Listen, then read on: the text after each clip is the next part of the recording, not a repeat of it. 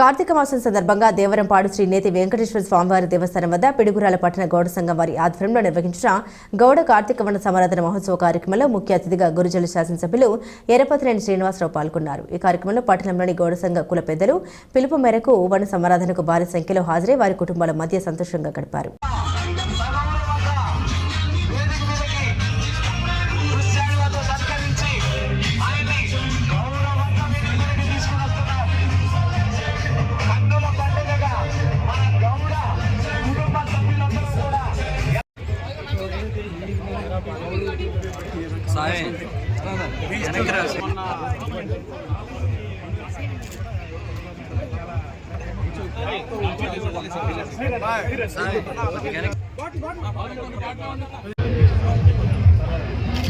కార్తీక మాసంలో కార్తీక వన సమారాధన గౌడ సోదరులందరూ కూడా చాలా పెద్ద ఎత్తున ఈ కార్యక్రమాన్ని ఈరోజు ఇక్కడ వెంకటేశ్వర స్వామి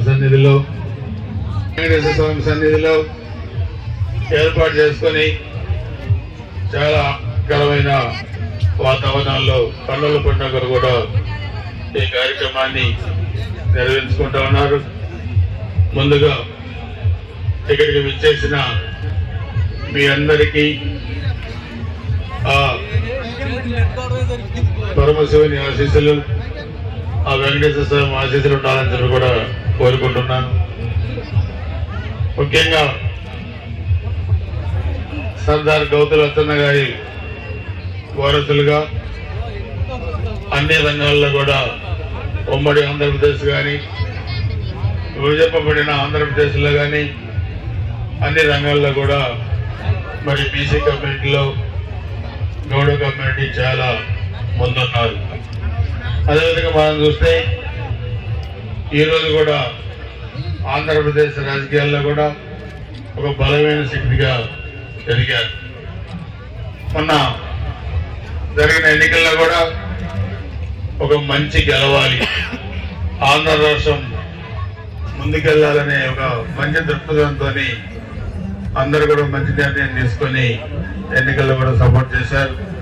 సో గుజరాత్ నియోజకవర్గంలో కూడా మన జరిగిన ఎన్నికల్లో అందరూ కూడా నన్ను కూడా మీ సోదరుడుగా భావించి మీ అందరూ అన్నదానాలు ఇచ్చి గెలిపించారు. ఒక సామాన్య రైతు కుటుంబం నుంచి వచ్చిన నేను గుజరాత్ నియోజకవర్గంలో వరుసగా 7 సార్లు పోటీ చేశానంటే అది మీ అందరు ఇచ్చిన నైతిక బలం, మద్దతు అని చెప్పి కూడా మీ అందరూ కూడా తెలియజేస్తున్నాను.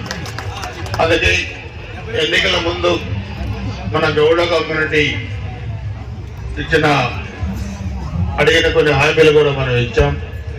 అవి అన్నింటినీ కూడా నెరవేర్చడానికి, అవన్నీ కూడా ఫండ్స్ తెచ్చి పూర్తి చేయడానికి కూడా మన ప్రభుత్వం నేను సిద్ధంగా ఉన్నానని చెప్పి కూడా తెలియజేస్తున్నాను. అదేవిధంగా స్థానిక సంస్థల ఎన్నికలు కానీ నామినేట్ పదవుల్లో కానీ తప్పకుండా గౌడ కమ్యూనిటీకి గుజరాత్ నియోజకవర్గంలో ప్రాధాన్యత ఇవ్వడం జరుగుతుందని చెప్పి కూడా మీ అందరూ కూడా తెలియజేసుకుంటూ చాలా ఎక్కువ ప్రోగ్రామ్స్ ఉన్నాయి. దాదాపు